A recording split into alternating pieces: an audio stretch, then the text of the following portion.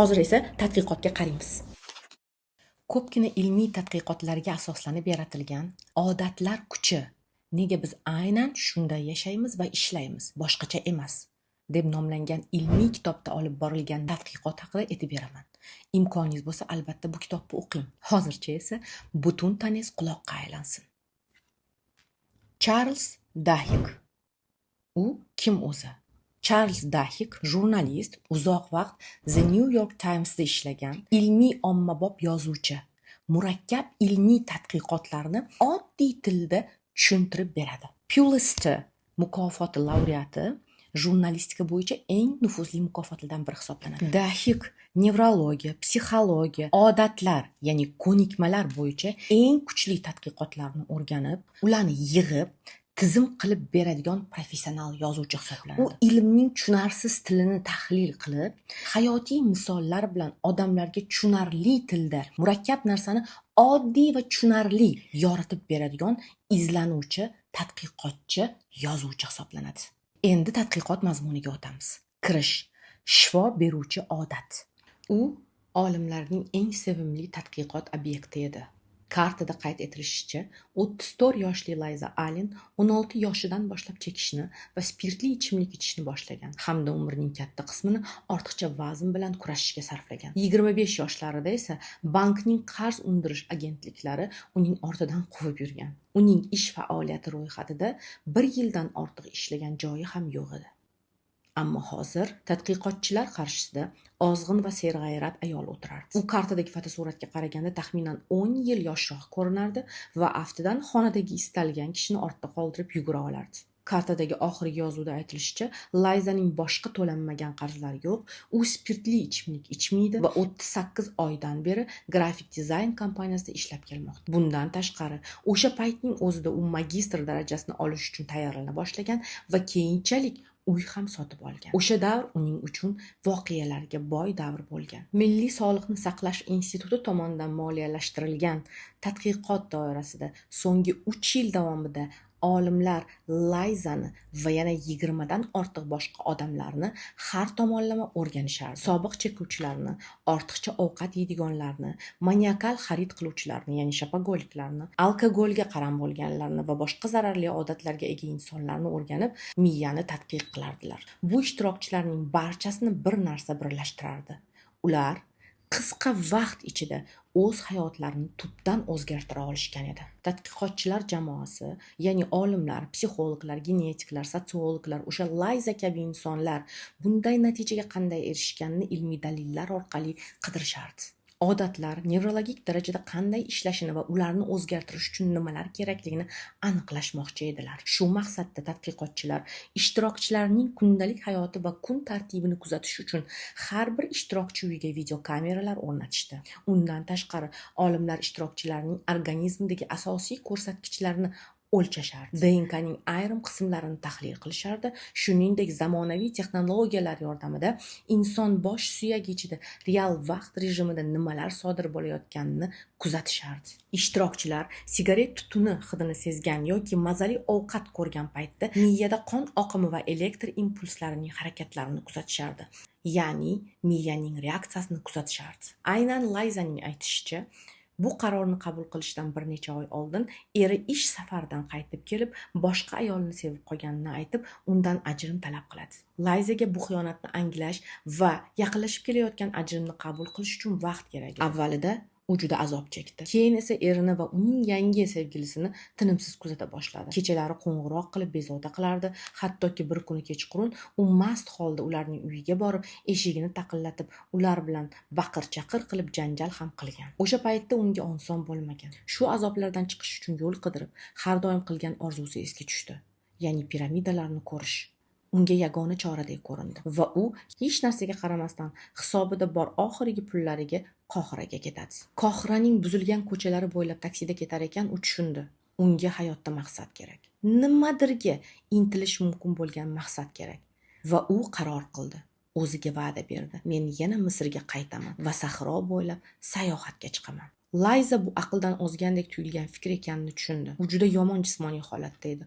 Ortiqcha vazn bor edi va hisobida deyarli pul ham yo'q edi. U oldida yoyilib yotgan sahroning nomini ham bilmasdi va bunday sayohatni amalga oshirish mumkinmi, mumkin emasmi, bundan ham bexabar edi. Ammo bularning barchasi muhim emas. Muhimi biror narsaga e'tibor qaratish edi. Layza rejasini amalga oshirish uchun o'ziga 1 yil vaqt berdi. U bunday sayohatda ishtirok eta olishi uchun nimanidir qurbon qilish kerakligini bilardi. Aniqrog'i, u chekishni tashlashi kerak edi. Va nihoyat 11 oy o'tgach, Layza sahro bo'ylab konditsionerli mashinada o'nlab hamrohlar bilan sayohat qilayotgan edi. Furgonda yetarli miqdorda suv, oziq-ovqat, chodirlar, xaritalar, GPS tizimlari va 2 tomonlama aloqa vositalari bor edi. Ammo o'sha paytlar taksida o'tirgan Layza bularning barchasini bilarmidi? Yo'q, albatta. Laboratoriyada o'tirgan olimlarning esa uning sayohati qiziqtirmas edi, chunki ular endigina bir narsani tushunishgan edi. Aynan o'sha kuni oxirida Layzaning ichida nimadir sodir bo'ldi. U belgilagan maqsadiga erishish uchun chekishni tashlash kerakligini aniqladi va aynan shu qaror uning hayotidagi keyingi o'zgarishlar zanjirining boshlanishi bo'ldi. Bu o'zgarishlar shubhasiz uning hayotining barcha sohalariga ta'sir ko'rsatdi. Keyingi 6 oy davomida Layza chekishni yugurish bilan almashtirdi. Bu esa o'z navbatida uning ovqatlanishiga, ishlashiga, uxlashiga, pulni tejashiga, kun tartibini tuzishiga va kelajakni rejalashtirishiga ta'sir ko'rsatdi. Avvaliga u yarim marafon masofaga yugura boshladi. Keyin to'liq marafonni bosib o'tdi. O'qishga qaytdi, uy sotib oldi va turmushga ham chiqdi. Oxir oqibat u ilmiy tadqiqotga ishtirok etishga taklif qilindi. Ajoyib-a? Aynan Layzaning miyasini o'rganish jarayonida olimlar hayratda qolishdi.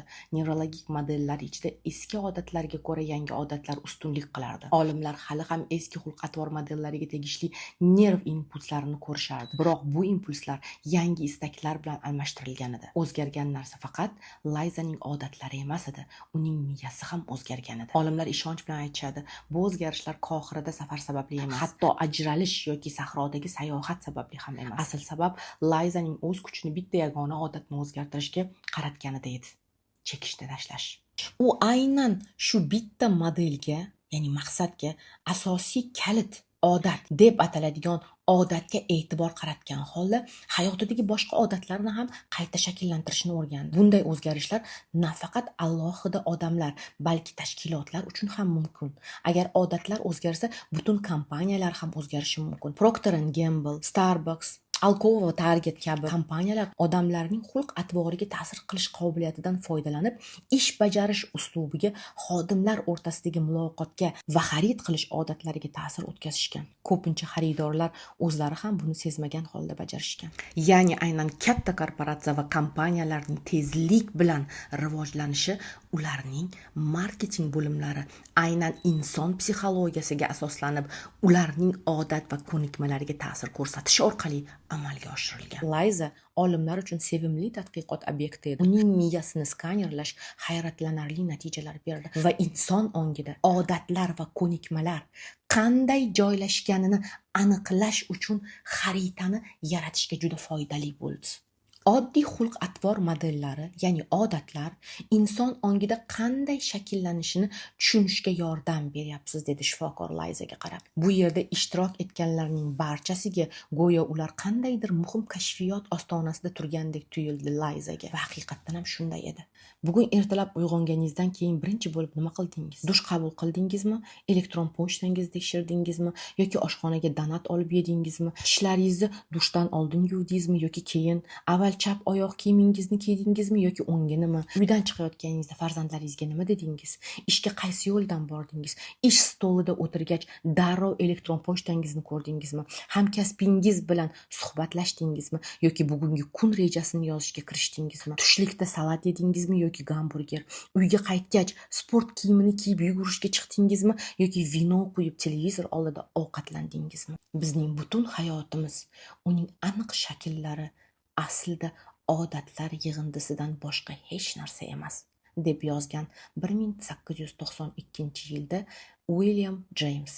Biz har kuni qiladigan qarorlarning katta qismi puxta o'ylangan qarorlardek tuyuladi, lekin aslida hammasi shunchaki odatlar. Har bir odat alohida olinganda unchalik katta ahamiyatga ega emasdek tuyuladi. Ammo vaqt o'tishi bilan biz iste'mol qiladigan ovqat, bolalarga, farzandlarga aytiladigan so'zlarimiz, pulni tejash yoki sarflashimiz, jismoniy faolligimiz, fikrlarimizni tartibga solishimiz va ish jarayonini tashkil qilishimiz, bularning barchasi sog'lig'imizga, ishimizning unumdorligiga, moliyaviy barqarorligimizga va baxtimizga ulkan ta'sir ko'rsatadi. Duke universiteti tomonidan 2006-yilda o'tkazilgan tadqiqot shuni ko'rsatadiki, odamlarning kundalik harakatlarining 40%dan ortig'i bu ongli qarorlar emas, balki odatlar natijasidir. Aristoteldan tortib Oprah Winfreygacha bo'lgan ko'plab insonlar kabi William James ham umrining katta qismini odatlar nima uchun mavjudligini tushunishga bag'ishlagan. Ammo faqat so'nggi 20 yil ichida olimlar va marketologlar odatlar qanday ishlashini va eng muhimi ular qanday o'zgarishini haqiqatdan ham tushuna boshlashdi. Odat bu siz qilgan tanlovdir. Uni biz hayotimizning ma'lum davrida ongli ravishda ko'p marotaba takror qilamiz, keyin esa bu avtomatlashadi. Bir kunda necha marta ovqat yeymiz, qancha ovqat yeymiz, ishga kelganimizda nimaga e'tibor qaratamiz birinchi navbatda? Pozitivlik, negativlik, spirtli ichimlik, hayot ritmi, shoshqaloqlik yoki xotirjamlik, sport, bularning barchasi biz ongli ravishda bir paytda qilingan odatlar yig'indisi hisoblanadi. Biz o'sha harakatlarni allaqachon avtomat darajasiga yetkazganmiz. Bu bizning nevrologiyamizning tabiiy natijasidir. Agar siz bu mexanizmni tushunsangiz, o'zingizning mustahkamlanib qolgan xulq-atvor modellarini qayta o'zgartira olasiz. Zararli odatlarni foydali odatlarga almashtirish oson bo'ladi. Men odatlar mavzusini chuqur o'rganar ekanman, deydi Dahik. Shuni tushundimki, hayotni aslida odatlar boshqaradi. Hatto dunyodagi eng kuchli tizimlardan biri armiya ham odatlar asosida qurilgan. Nega? Chunki inqiroz, ya'ni krizis paytida inson ong bilan emas, odat bilan reaksiya qiladi. Jang maydonida askar o'ylab turmaydi, unga vaqt yo'q. U mashq qilingan odat bilan harakat qiladi. To'g'rimi? Kurash vaqtida o'ylab o'tirib ongni ishlatishga vaqt bo'lmaydi. Takrorlangan harakat keyinchalik xarakterga aylanadi. Xarakter esa taqdirga. Hatto katta ijtimoiy tartibsizlikni ham ba'zan bitta kichik odatni o'zgartirish bilan boshqarish mumkin ekan. Tadqiqotlar asosida AQSh psixologi Mayorning bergan intervyusi buni isbotladi, deydi Dahik. U zo'ravonlikni va ommaviy tartibsizliklarni odamlarning odatiy rejasini buzib to'xtatgani haqida aytib berdi. Bir paytlar Iroqda tartibsizliklar juda ko'paygan paytda harbiy psixolog mayor ommaviy norozilikda olomonlar qanday paydo bo'lishi va uning harakatlanishini kuzatadi. U deyarli har safar voqealar bir xil ssenariy bilan davom etishini payqaydi. Avval odamlar maydonga yig'iladi, keyin tomoshabinlar keladi, keyin kabob va ovqat sotuvchilar paydo bo'ladi, olomon ko'proq turishga kuch topadi, kayfiyat qiziydi, tartibsizlik, baqir-chaqir, norozilik shiorlari, kimdir tosh otadi, kimdir boshqa narsa. Mayor shunda juda noodatiy yo'l tutadi. U qurol bilan emas, faqat bitta odat zanjirini buzadi. U maydondagi ovqat sotuvchilarni olib tashlaydi. Keyingi safar olomon yana yig'ilganda ovqat yo'q. Tabiiyki odamlar uzoq qolmaydi. Kuch va energiya kam, kayfiyat qizimaydi, shiorlar susayadi va olomon sekin-sekin sayozlashib tarqalib ketadi. Tushunasizmi? Ba'zan katta muammoni kuch bilan emas, birgina odatni o'zgartirish bilan yechish mumkin. Hayot ko'pincha katta qarorlar bilan emas, odatlar zanjiri bilan boshqariladi. Bir odat o'zgarsa, voqea rivoji o'zgaradi. Bir harakat o'zgarsa, natija o'zgaradi. Bir kun tartibi o'zgarsa, taqdir o'zgaradi. Mayor shunday degan: odatlarni tushunish armiyada o'rgangan eng katta darsim bo'ldi. Avval siz odatni yaratasiz, keyin odat sizni yaratadi. Odat mayda narsa emas. Odat yashirin boshqaruv mexanizmi, deydi mayor. Aynan AQSh armiyasining ko'p joylarda g'olib bo'lishining sabablaridan biri ham shunda. Ular kuch bilan harakatlanmaydi, ular psixologiyani buzish orqali harakatlanadi. Biz ko'pincha taqdirni o'zgartirmoqchi bo'lamiz, lekin odatlarni o'zgartirmaymiz. Aslida esa hayotni o'zgartirish odatlarni o'zgartirishdan boshlanadi. Shuning uchun intizom jazolash emas, intizom o'z taqdirini loyihalash va yaxshi xabar shuki, odatlarni qayta yozish mumkin, miyani qayta dasturlash mumkin, hayotni qayta qurish mumkin. Katta o'zgarishlar katta sakrash bilan emas, kichik ammo bardavom odatlar bilan boshlanadi. Savol: endi aytingchi, bugun qaysi odat sizning taqdiringizni yozyapti?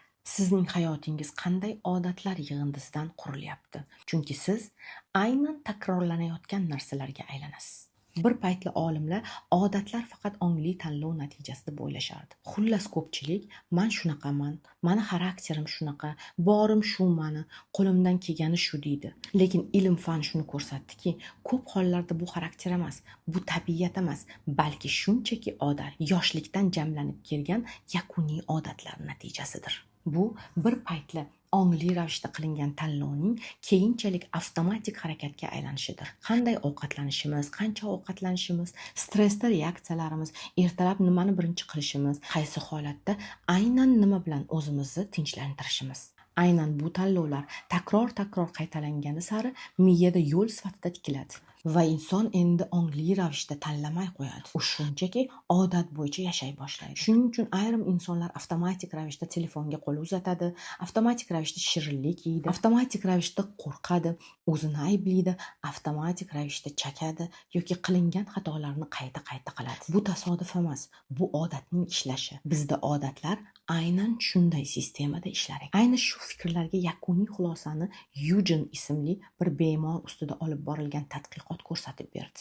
Bu tadqiqot insonning odat haqidagi tasavvurini o'zgartirib yubordi. Hozir sizga hayratlanarli voqeani aytib beraman. Aynan odatlarni nimaligini yaqqol ko'ra olasiz hozir. 1993-yilda Yujen Pulin ismli inson kuchli virusli ensefalit bilan kasallanadi. Virus uning miyadagi xotira uchun javob beradigan qismiga, ayniqsa gipokampga jiddiy zarar yetkazadi. Shifokorlar deyarli umidini uzishadi, lekin u tirik qoldi. Ammo unda g'alati holatlar kuzatila boshlandi. Yujen yangi ma'lumotni atigi bir necha soniyagacha eslab qola olardi. Bir odam xonadan chiqib qaytib kirsa, go'yo uni ilk bor ko'rayotgandek tutardi o'zini. Va aynan shu yerda olimlar muhim narsani kuzatishdi. Yujenning xotirasi ketgan, ammo odatlari saqlanib qolgan edi. Tadqiqotchi Larry Square bu holatni chuqur o'rgana boshladi va Yujendan oldingi mashhur bemor G.M. Henry Malayson bilan o'tkazilgan tadqiqotlarni eslab ularni taqqoslay boshladi. GMning gipokampi operatsiyada olib tashlangan, u ham yangi voqeani eslay olmasdi, ammo unda ham odatlar saqlanib qolgan. Ayni shu insonlar olimlarni katta kashfiyotga olib keldi. Odatlar xotiradan alohida tizimda yashaydi. Miya yangi informatsiyani unutishi mumkin, ammo odatlarni eslab qoladi. Yujen hikoyasining meni yanada larzaga solgan tomoni bor, deydi Dahik. Men shuni bildimki, Yujen yangi voqealarni eslay olmasdi, lekin uning ichida odatlar yashashda davom etadi. Bir kuni u uydan chiqib yo'qolib qoladi. Xotini Beverli vahimaga tushib, butun mahallani izlab yuguradi. Soatlar o'tdi. Uyga qaytsa, Yujen xotirjam televizor ko'rib o'tirardi. Ma'lum bo'ldiki, u sayr qilib, yo'lda qarag'ay shishkalarini terib, uyga o'zi qaytib kelgan. O'ylab ko'ring, odam manzilini aytib bera olmaydi, lekin tanasi yo'lni eslaydi. Shunda olimlar tushunishdiki, odat xotiradan ham chuqurroq joyda yashaydi. Bu holatdan so'ng tadqiqotchilar tajribani qayta boshlashdi. Yujendan uy xaritasini chizib berishni so'raganda, u uddalay olmadi. Ammo och qolsang nima qilasan deyishsa, u hech ikkilanmay oshxonaga borib, shkafdan yong'oq pastasini oldi. Bu avtomatik edi, bu ong emas, bu odat edi. Shundan keyin nevrolog Larry Square va MIT olimlari chuqurroq tadqiqot boshlashdi. Ular miyaning bazal yadrolar deb ataladigan qadimiy qismi aynan odatlarni boshqarishni aniqlashdi. Buni isbotlash uchun kalamushlar bilan mashhur labirint tajribasi o'tkazildi. Tajriba qanday sodir bo'lardi? Har safar signal yayraydi, kalamush yurishni boshlaydi, yo'l topadi, oxirida shokolad oladi. Labirint yo'lagidagi avvalgi harakatlarda miya faoliyati juda yuqori edi. Izlanish, qaror, ikkilanish, lekin kalamushlar marshrutni qayta takrorlagach, miya tinchlana boshlanadi. Faqat boshida signal paytida va oxirida mukofot paytida faollik oshardi. Miyaning labirint ichida yo'lakdagi harakat sekin-sekin avtomatga aylanardi va miya tinchlana boshlardi. Va shu yerda buyuk formula ochildi. Odatlar halqasi. Belgi, harakat, mukofot, ya'ni konfetka. Signal, amal, natija. Mana odat qanday tug'iladi. Aslida miya dangasa emas, u shunchaki energiyani tejaydi. Shuning uchun takrorlangan narsani odatga aylantiradi. Odatga aylangan harakatda esa ko'p energiya sarflanmaydi va keyin bu odat bizni boshqara boshlaydi. Mashina haydash, tish yuvish, telefonni sababsiz ochish, hattoki xavotir ham negativ, pozitiv hojatga borish, 3 mahal ovqatlanish, kam ishlash, ko'p ishlashlar ham odatlarimizdir. Mana nega men doim aytaman, kichik odat katta taqdir. Taqdir ko'pincha birdan emas, takrorlangan mayda harakatlardan quriladi. Odat bu xarakter emas, odat bu dastur. Dastur esa yangilanadi va o'zgaradi. Va albatta asosiy maqsad foydasiz odatlardan xalos bo'lish emas, balki ularni foydalilariga almashtirish bo'lishi zarur. Yujen ham o'z uyini rejasini chiza olmasdi, ammo bemalol hammomgacha yo'l topardi, oshxonagacha yo'l topardi. U sizga kecha nima bo'lganini ayta olmasdi, ammo odat bo'lib qolgan xarakterlarni avtomatik bajarardi. Mana shu kuzatuvlar bir narsani ko'rsatdi. Bizning hayotimizning katta qismi ong emas, odatlar orqali boshqariladi. Tadqiqotchilar shuni isbotladiki, odat bu takror orqali miyada qurilgan nevrologik yo'llar. Agar odat bizni avtomatik ravishda boshqara olsa, demak biz ongli ravishda yangi odatlar qurib, taqdirimizni ham qayta yozishimiz mumkin. Shu sababli men intizomni oddiy odat deya olmayman. Odat bu xarakter me'mori. Intizom bu taqdir muhandisi. Sehrli tayoqcha tashqarida emas, u takrorlangan kichik harakatlarda, har kuni qayta qilinadigan amalda. Va men shunda tushundim. Biz hayotni katta qarorlar bilan emas, kundalik kichkina odatlar bilan yaratamiz. Biz odat deb o'ylagan narsalar shunchaki takroriylikdan emas, bu miyadagi behavior chunking, ya'ni harakatlarning bloklarga yig'ilishi. Miya murakkab holatlarni bloklarga bo'ladi, keyin ularni avtomatik dasturga aylantiradi. Masalan, mashina haydash boshida qancha murakkab, oynani tekshirish, pedal, burilish, tezlik, masofa, lekin vaqt o'tib bular bitta odat blokiga aylanadi. Endi siz o'ylamasdan haydaysiz. Tadqiqotchilar aytadiki, miyaning asosiy vazifasi bu energiya tejash. Shuning uchun u takrorlanuvchi harakatlarni odatga aylantiradi va avtomatlashtiradi. Bu omon qolish mexanizmi. Qadimiy miyaning omon qolish mexanizmidir. Keyinchalik olimlar yana bir narsani isbotlashdi. Odatlar yo'qolmaydi. Ular shunchaki uyquga ketadi. Agar signal qaytsa, eski odat yana uyg'onadi. Shuning uchun yomon odatni yo'q qilish emas, uning o'rniga yangisini qo'yish kerak. Bu juda katta farq. O'chirish emas, almashtirish kerak. Miya bizni erkin qilish uchun emas, samarali qilish uchun harakat qiladi. Aynan shuning uchun avtomatik hayot paydo bo'ladi va odam ko'pincha yashamaydi, shunchaki odatlar bilan yuradi. Ammo eng buyuk xulosa shu bo'ldi. Odat qismat emas. Odat bu dastur. Dastur qayta yoziladi. Signalni o'zgartirsang, harakatni o'zgartirasan, harakatni o'zgartirsang, natijani o'zgartirasan. Natija o'zgarsa, hayot o'zgaradi. Bugungi darsdan 3 muhim xulosa olamiz. Birinchisi, odatlar hayotimizning juda katta qismini boshqaradi. Ikkinchisi, odatlar faqat tashqi xulq emas, ular miyadagi neyron yo'llar bilan bog'liq. Uchinchisi, inson bitta muhim odatni ongli ravishda o'zgartira boshlasa, bu boshqa sohalarga ham ta'sir qilishi mumkin. Demak, inson o'zini qayta tarbiyalay oladi. Inson o'z hayotini qayta qurishi mumkin. Siz ham o'zingizdagi avtomatik zararli dasturlarni asta-sekin foydali odatlarga almashtira olasiz. Vazifa: bugun o'zingizga halol javob bering. Samimiy bo'ling. Mening hayotimda qaysi harakatlarim aslida ongli qaror emas, balki odatdir? Qaysi odatim hayotimga eng ko'p zarar keltiryapti?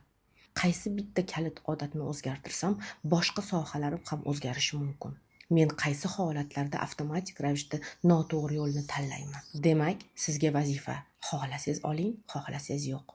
Xotirjam o'tirib, o'zingizning kundalik odatlaringiz ro'yxatini tuzib chiqing. Bu sizga o'zingizga chetdan qarashga va kuzatuvchi bo'lishga katta yordam beradi. Onglilik tilayman. Cheksiz muhabbatim bilan, Parisha.